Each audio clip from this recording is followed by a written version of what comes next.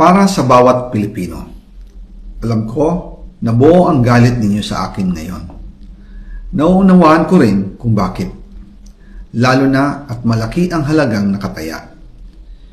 Pero bago kayo humusga, hayaan ninyong ipaliwanag ko ang buong katotohanan.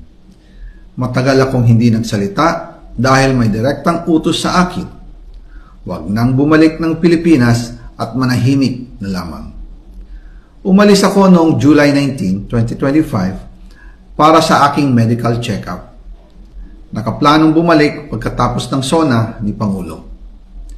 Pero habang papauwi na ako, tinawagan ako ni dating Speaker Martin Romualdez at sinabihan, "Stay out of the country. You will be well taken care of as instructed by the President."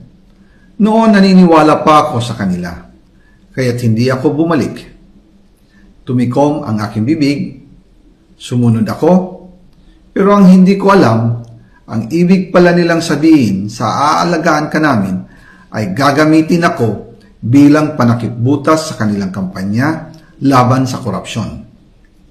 Ginawa nila akong poster boy ng kanilang sariling kasinungalingan.